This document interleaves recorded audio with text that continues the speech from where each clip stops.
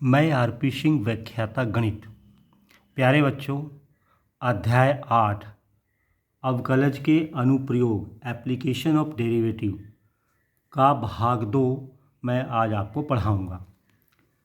भाग 2 की जो विषय वस्तु है बहुत महत्वपूर्ण है, ध्यान से देखिए।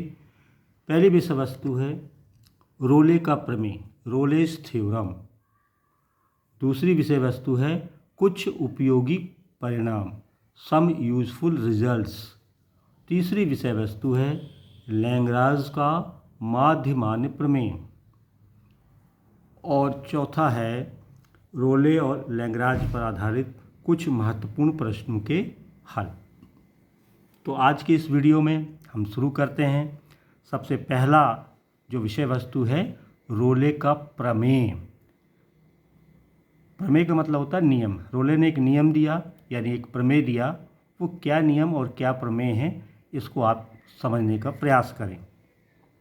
रोले का प्रमेय है कि माना कि एफ एक्स का एक फलन ऐसा है कि नंबर 1 एफ एक्स संवृत्त अंतराल यानी क्लोज इंटरवल, जबकि एक्स का मान बड़ा बराबर ए और छोटा बराबर बी, अर्थात हम बिग ब्रैकेट में ए कॉमा बी लिखते हैं। यदि ए 1 और बी अगर 4 है तो इसके अवयव 1 से 4 तक लगातार, यानी किनारे ए और बी के अवयव भी सम्मिलित होते हैं।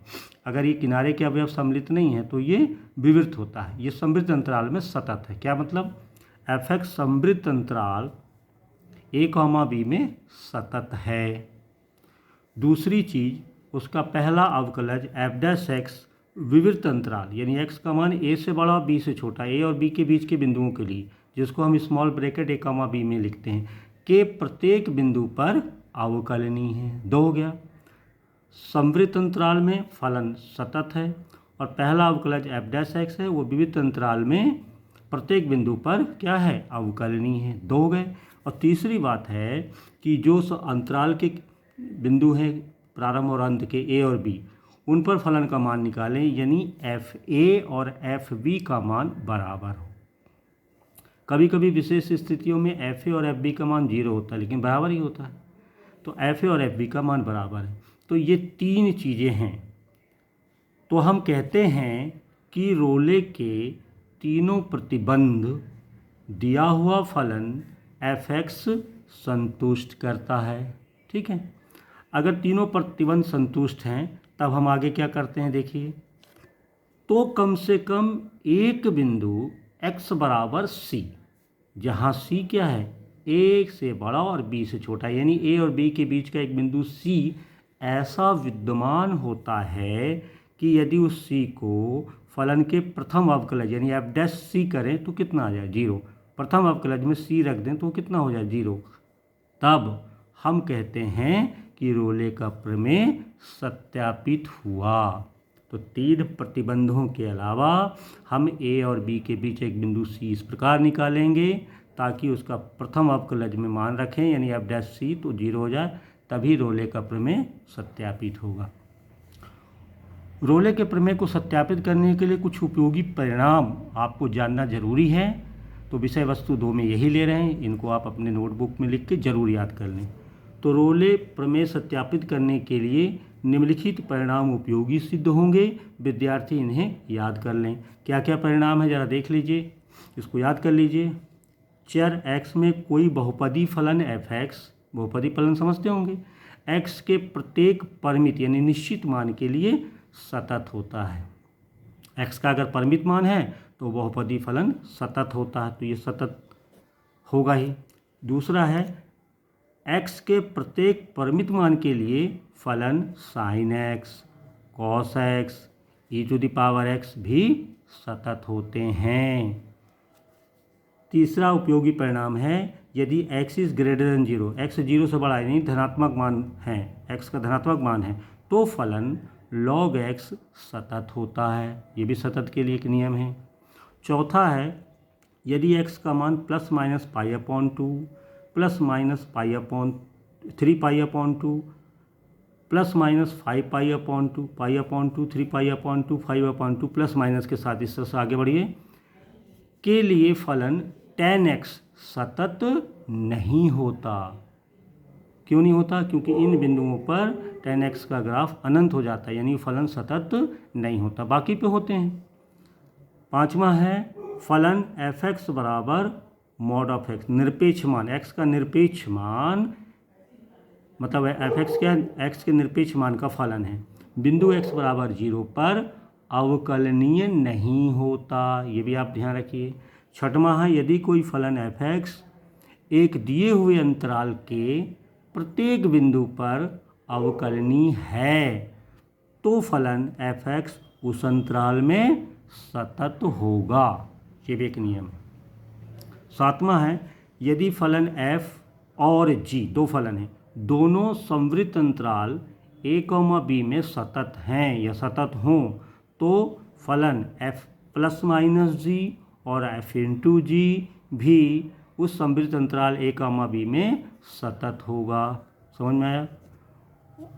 और यदि gx का मान 0 नहीं है तो f/g भी उसी संवृत्त अंतराल a, b में सतत होगा। तो इस प्रकार से ये 7 परिणाम हैं, इनको आप जरूर याद कर लें। तो रोले के प्रमेय और महत्वपूर्ण परिणामों के बाद आइए हम रोले के प्रमेय संबंधित कुछ प्रश्नों को हल करते हैं ताकि आपका कॉन्सेप्ट क्लियर हो जाए। तो हम पहला प्रश्न लेते हैं कि फलन f(x) बराबर 4x² माइनस 12x प्लस 9 के लिए अंतराल, देखिए अंतराल देखिए बिग ब्रैकेट है, यानी संवृत्त अंतराल 0,3 में रोले के प्रमेय की जांच कीजिए, ये प्रश्न है, ध्यान से देखिए। तो फलन दिया हुआ है और अंतराल दिया है, रोले के प्रमेय को हमें सत्यापित करना है। तो सबसे पहले क्या लिखेंगे बताइए? यहाँ दिया गया फलन f(x) बराबर 4x² माइनस 12x प्लस 9 एक बहुपदी फलन है कि नहीं? अतः यहाँ दिया गया फलन क्या है? बहुपदी फलन है। अतः अब आप पहला नंबर डाल दीजिए कि दिया गया फलन f(x) संवृत्त अंतराल यानी बिग ब्रैकेट 0,3 में सतत है, क्योंकि बहुपदी है इसलिए सतत, नियम पढ़ा आपने। अब उसका पहला अवकलन कर लीजिए f'(x), तो कितना होगा उसका अवकलन बताइए? इसको डिफ्रेंशिएट कर दीजिए तो ये होगा 4, 2 आ जाएगा सामने तो 8x माइनस 12, 4 कॉमन निकाल लीजिए, डिफ्रेंशिएशन तो आता होगा, 4 कॉमन निकाल लीजिए तो 2x माइनस 3, ये दिए गए फलन का प्रथम अवकलज f'(x) का मान आ गया। अब दूसरा बिंदु था, स्पष्टता देखिए यहाँ पे f'(x) विवृत्त अंतराल यानी ओपन इंटरवल 0,3 में x के सभी मानों के लिए विद्यमान है, यानी अवकलनीय है। 0 से 3 के बीच में कोई भी बिंदु डाल दी यहाँ रखिए तो मान निश्चित आएगा, यानी वो अवकलनीय है। दूसरी बात क्लियर हो गई। तीसरी बात देखिए कि जो अंतराल के बिंदु हैं 0 और 3, 0 माने a और 3 माने b, वहाँ मान रखते हैं, पहले fa निकालते हैं यानी f0 निकालते हैं। तो दिए गए समीकरण में यहाँ पे x की जगह 0 रख दीजिए तो f0 का मान कितना होगा? ये 0 हो गया, ये भी 0 हो गया, x के कारण ये 9, तो 0 माइनस 0 9 आ गया। अब fb यानी f3 का मान निकालिए, दिए गए फलन में x की जगह 3 रख दीजिए, तो यहाँ पे 3x की जगह रखेंगे तो ये आ जाएगा 4 × 9 माइनस 12 × 3 प्लस 9, हल करेंगे तो 9 आएगा। तो आपने देखा fa और fb का मान 9 9 आ रहा, यानी f0 और f3 9 आ गया। तो ये 3 प्रतिबंध आपने देख लिए। इस प्रकार आप क्या लिखेंगे? इस प्रकार दिया गया फलन f(x) रोले प्रमेय के तीनों प्रतिबंधों को संतुष्ट करता है। पहला ये हो गया। अब आपको a और b के बीच एक बिंदु c ऐसा निकालना था जिससे f'(x) में अगर रख दें तो 0 हो जाए। तो कैसे निकालेंगे? तो हम क्या करते हैं, उसके प्रथम अवकलज के जो मान है उसको 0 रख देते हैं। जब आप f'(x) के मान को 0 रखेंगे, इसको पक्षांतर करिए यहाँ से, तो x का मान 3/2 आ गया। ये 3/2 देखिए कहाँ है, किंतु ये 3/2 0 और 3 के बीच में है। 3/2 is greater then 0 and less then 3, विविध अंतराल के बीच में आ रहा है बिंदु।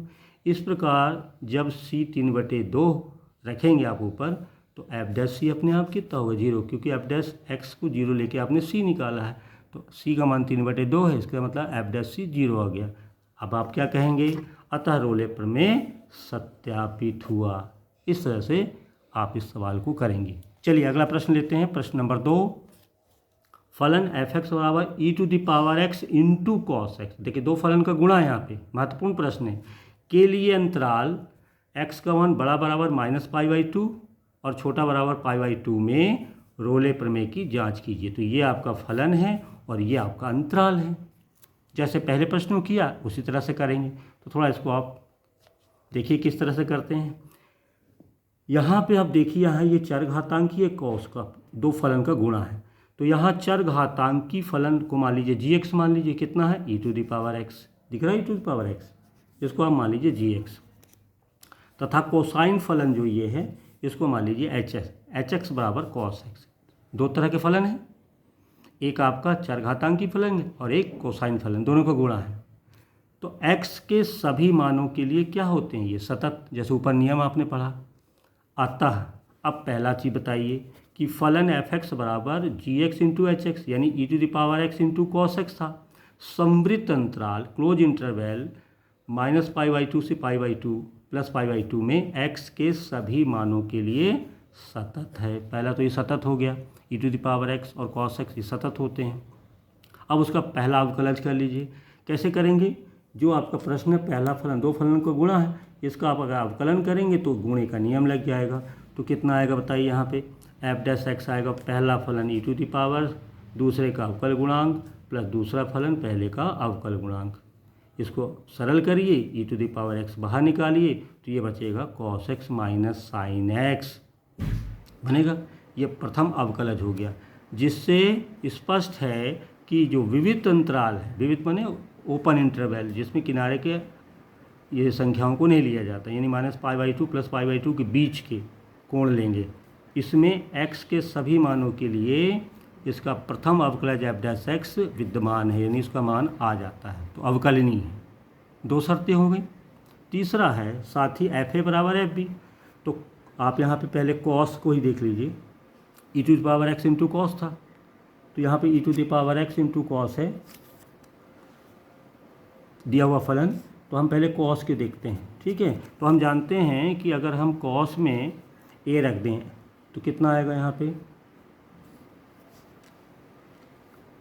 कॉस -π/2 जीरो होगा और कॉस π/2 भी जीरो, यानी f a f b cos में लगा दें दोनों जीरो हो जाता, और उसमें e to the power x का गुणा तो सारे जीरो हो जाएंगे। तो इसका मतलब हुआ एफ -π/2 एफ ए और एफ प्लस π/2 यानी एफ बी, दोनों के मान कितने मिलेंगे, शून्य, यानी एफ ए बराबर एफ बी। अतः दिया गया फलन एफ एक्स रोले के तीनों प्रतिबंध संतुष्ट करता है। अब उसका प्रथम अवकलज को हम क्या करें, जीरो रख दें सी निकालने के लिए। तो एफ डैश एक्स बराबर जीरो रखेंगे तो एफ डैश एक्स आप निकाल चुके हैं, ऊपर इतना आया था, इसको आप शून्य रख दीजिए। अब ये दो का गुणा जीरो है, या तो ये जीरो होगा या तो ये जीरो होगा। चूँकि e to the power x zero होता नहीं है तो ये वाला जीरो हो गया, यानी cos x minus sine x zero हो गया। अब इसको पक्षांतर कर दीजिए, साइन उधर और कॉस नीचे ले जाइए तो ये बन जाएगा tan x = 1। 1 को 10 में मान होता 10π/4, तो tan x बराबर 10π/4, 10 कैंसिल यानी x बराबर π/4।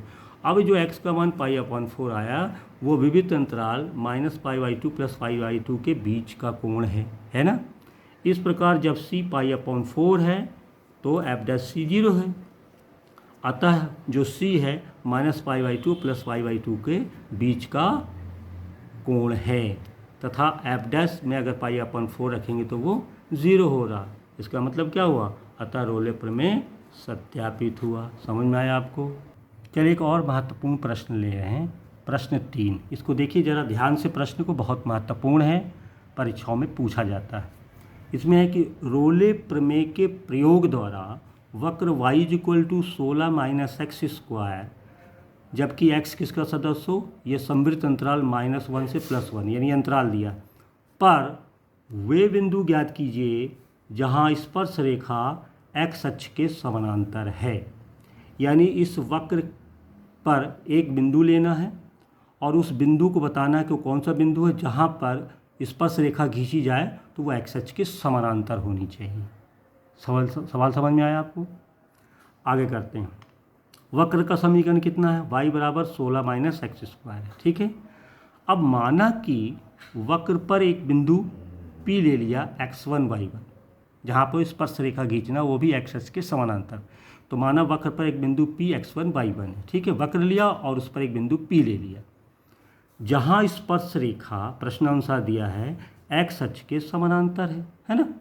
तब क्या होगा, उस P बिंदु पर फलन का पहला अवकलज 0 होगा, ये नियम है, ठीक है। वक्र के किसी बिंदु पर अगर कोई स्पर्श रेखा x अक्ष के समानांतर होती है तो उस फलन का पहला अवकलज जो है ना, फर्स्ट डेरिवेटिव 0 होता है। तो P बिंदु पर ये डेरिवेटिव 0 होना चाहिए, ये आपका नियम है। चलिए आगे करते हैं।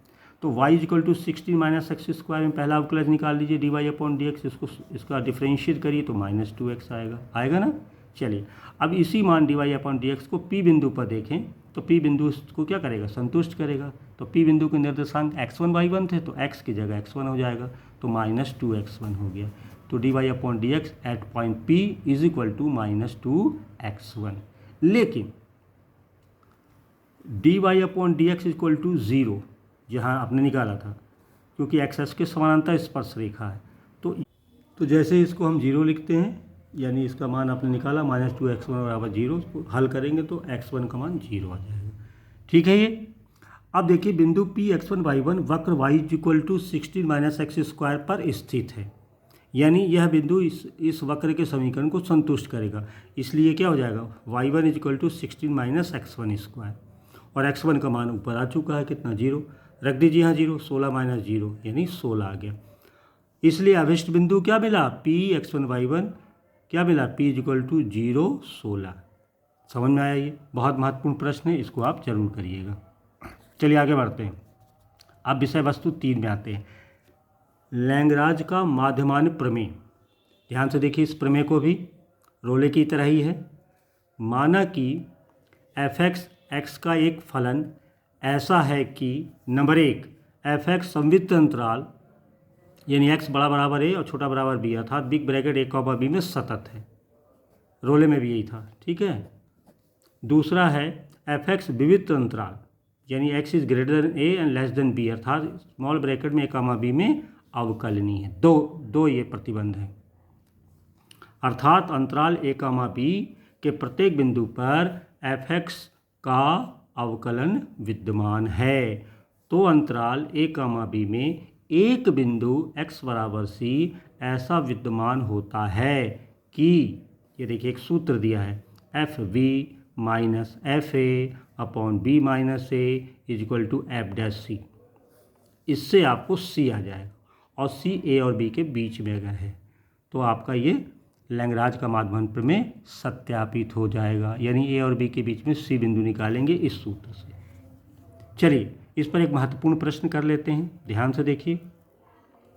इसका प्रश्न 1 देखिए, फलन f(x) बराबर x³ के लिए अंतराल x is greater than equal to -2 and less than equal to 2 यानी x का मान -2 2 के बीच में, ये समवृत्त अंतराल में माध्यमान प्रमेय का सत्यापन कीजिए, ये प्रश्न है। तो सबसे पहले हम क्या लिखेंगे, यहाँ हम सबसे पहले दिया हुआ फलन f(x) इक्वल टू x³ लिख लीजिए, f(x) इक्वल टू x⁻3, और अंतराल जो है आपका a बराबर -2 और b बराबर 2, ठीक है। चलिए पहला प्रतिबंध देखते हैं। चूंकि f(x) एक बहुपदी फलन है, अतः f(x) समवृत्त अंतराल बिग ब्रैकेट -2, 2 में क्या होगा, सतत है। ये आपने उपयोगी परिणाम से जानते हैं। साथ ही उसका पहला अवकलज f'(x) कितना है, 3x², इसको नंबर 1 रख दीजिए। अब इस नंबर 1 में समीकरण 1 से स्पष्ट है कि विविध अंतराल क्या है, -2 और 2 के प्रत्येक बिंदु पर f'(x) क्या है, विद्यमान है। अतः अंतराल ओपन इंटरवल -2 2 में f(x) इक्वल टू x³ अवकलनीय है। समझ में आया आपको। इस प्रकार दोनों प्रतिबंध हुए। तो इस प्रकार दिया गया फलन f(x) इक्वल टू x³ माध्यमान प्रमेय के प्रतिबंधों को संतुष्ट करता है। यहाँ 2 ही प्रतिबंध, ध्यान दीजिएगा। अतः अंतराल ओपन इंटरवल a, b में एक बिंदु x बराबर c ऐसा विद्यमान होना चाहिए कि मैंने आपको सूत्र बताया था, f'(c) equal to fb minus fa upon b minus a। जो a और b बिंदु हैं वो फलन में मान रख दीजिए, तो fb fa निकल आएगा। जहाँ जो c निकलेगा वो a और b के बीच होना चाहिए। चलिए तो क्या हो गया, f dash c is equal to f b कितना था 2 और ए कितना था -2, तो F2 minus f minus 2 upon b मतलब 2 और माइनस ए मतलब ब्रैकेट में -2 लिख दीजिए। तो ये एक्स क्यू था तो ये 2 का क्यू हो जाएगा। फलन f x equal to x cube था तो 2 की घात 3 माइनस 2 की घात 3 और इसको हल करेंगे तो 4 आएगा। ये आएगा 8 माइनस -8 अपॉन 4, तो ये कितना होगा 16 अपॉन 4, यानी सरल करेंगे तो 4 आ गया, ये 4 आया। और एफ डैश सी पहला अवकलज फलन का एक्स क्यू का कितना आया था 3x², तो x की जगह c रख दीजिए तो ये 3c² हो जाएगा बराबर 4। अब ये 3 को परीक्षांतर करिए तो c² बराबर 4/3, वर्गमूल ले लीजिए तो c बराबर आया +-2 अपॉन √3, ये c आ गया। अभी c को चेक करिए, स्पष्ट c इक्वल टू +-2 अपॉन √3 आया। ये सम्मिलित है विविध अंतराल यानी -2 और 2 के बीच का ये दोनों बिंदु हैं। इस प्रकार माध्यमान प्रमेय यानी लैग्रांज का सत्यापित हो जाता है। समझ में आया? तो ये दोनों प्रमेयों को अच्छे से पढ़ें, इन प्रश्नों को करें। इस वीडियो को आप एक से अधिक बार देखें तो आपको सारी चीज़ें स्पष्ट हो जाएंगी। अपने अभ्यास पुस्तिका के प्रश्नों को जरूर हल करें। अभी तक मैंने जो वीडियो भेजे हैं उसको ध्यान से देखते रहें और उसको समझें, कंटिन्यू हो, तो आगे का वीडियो मैं शीघ्र ही भेजूँगा। धन्यवाद।